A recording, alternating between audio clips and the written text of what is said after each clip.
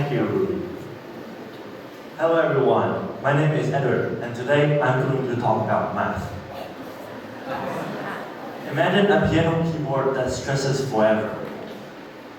When I first watched the movie Legend of 1900, this image stayed with me. The pianist 1900 imagined a keyboard with infinite number of keys. He cannot play it because it is too complicated, because it is too chaotic. However, in the real world, on the real piano, we got 88 keys. They begin and they end, and within those limits, infinite music forms.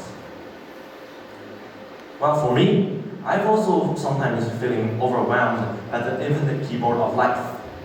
Messy, mysterious, and murky. However, what gives me order is not music, but mathematics. So, please imagine an ordinary moment in life. Me sitting in front of the piano and staring at a brand new piece of music.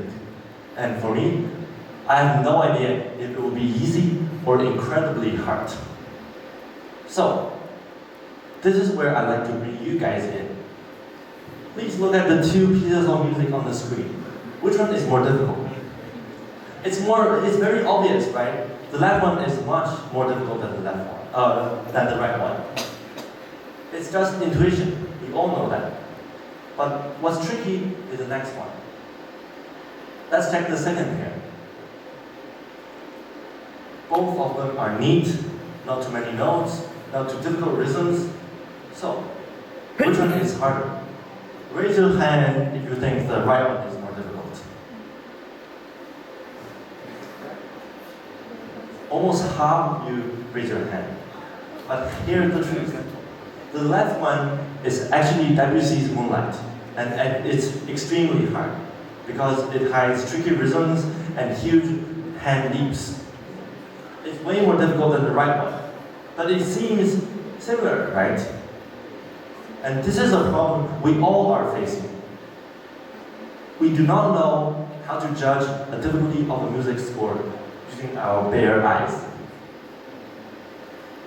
Indeed, everyone in the world judges the same way you just did, purely by intuition. The only difference is that someone got more experience, like piano teachers or professional players, and someone got less experience, like me and you. But the same thing is that we all depend on guesswork.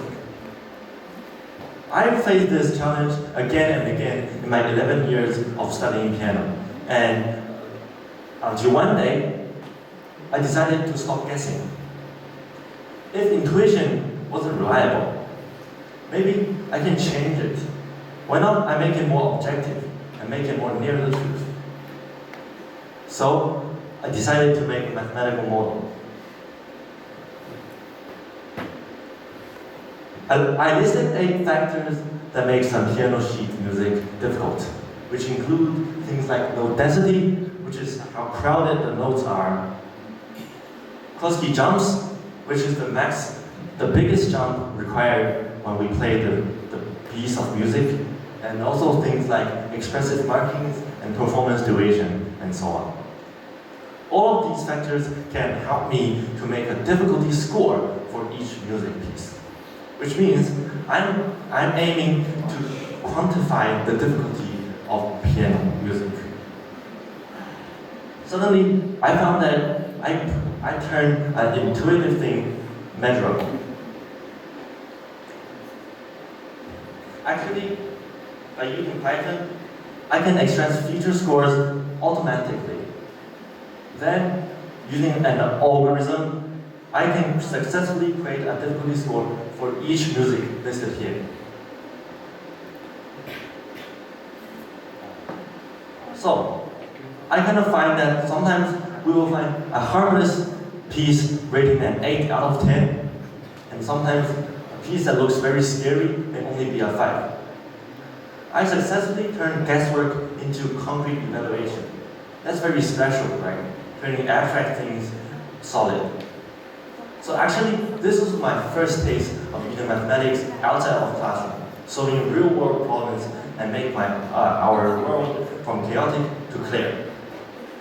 This framework makes me know that I'm very confident that I can use this framework to quantify and substantiate things that what used to be chaotic in the world. It's like putting on glasses. What used to be blurry, make into focus. So I start to think that if math can help me in music, where else could math help? I began to notice a lot of problems in real life that can use the same framework to make them more clear. When I worked on a project designing efficient routes in Yuanyuan, the same situation formed. There are too many demands, too different visitors, and I aim to give different visitors a customized, efficient route for everyone. So, I used algorithms to calculate the most efficient route for everyone. I'm using the same mindset, actually. Taking complexity, breaking it down, and finding order. Also, when I read history books, can you imagine? I can give every history figure a score. I can quantify their contributions to history of human freedom.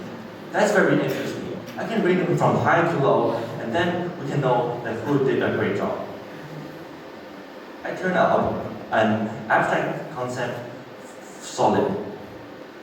So, I think math had taught me to seek what is known, to break down problems step by step, and persist even without the whole picture.